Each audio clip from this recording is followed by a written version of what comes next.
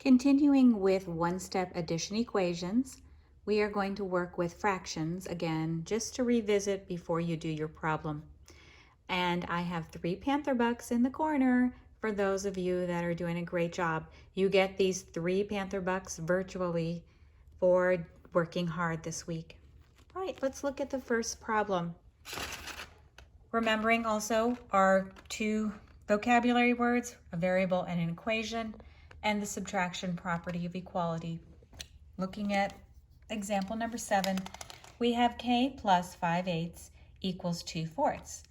We're going to isolate the variable first by getting rid of whatever is on this side with the variable, and that is plus 5/8. So in order to get rid of it, we are going to subtract 5/8 from the left side, and whatever we do to one side, we have to do to the other side. So we're going to subtract 5/8 on the right side of the equal sign as well.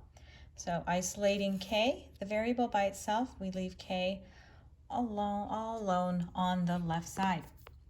Now we have 2 1/4 minus 5/8. Looking at it, can we do it? Why? Why can't we do it? No, we cannot do it, but why? It's because the denominators 4 and 8 are not equal. So we are going to need to find a common denominator. And in order to do that, the easiest way, if we see a mixed number, the easiest way to do it is to turn it into an improper fraction and then find the common denominator. So doing that, we have we're going to multiply the denominator times the whole number and add the numerator. So 4 times 2 is 8 plus 1 is 9. So equals 9, and then you keep the same denominator. And then we're going to bring over the minus 5/8. And now we're continuing this line. Are we ready to subtract these two fractions? No. Because, why? Because the denominators are not equal, or they're not the same.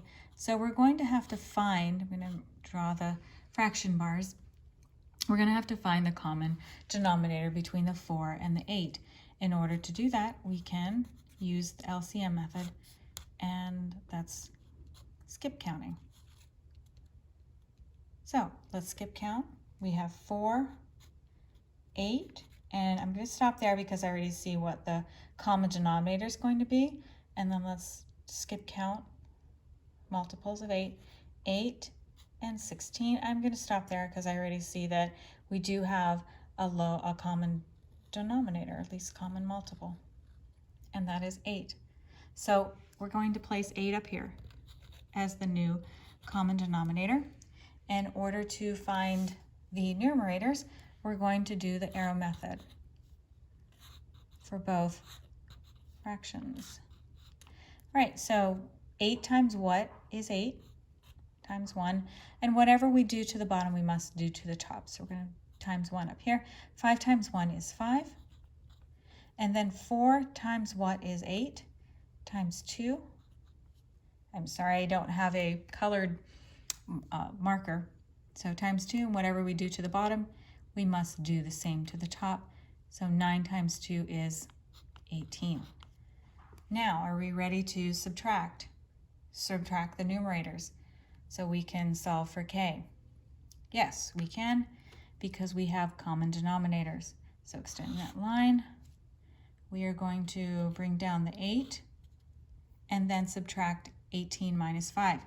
If you cannot do 18 minus 5 at the top of your head, you can actually just write a sidebar problem and staying in your lane, do the ones, subtract the ones column first. 8 minus 5 is 3, the tens column second, bring down the 1, it's 13. So 18 minus 5 is 13.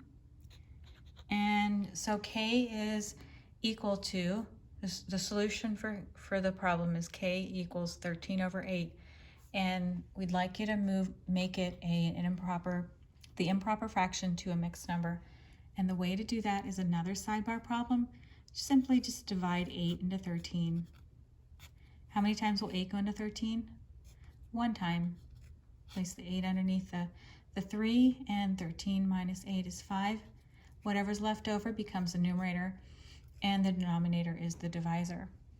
So 13 over 8 is 1 and 5/8. So K is equal to 1 and 5/8. Okay, and you did a great job listening, so you get your Panther bucks. Great job.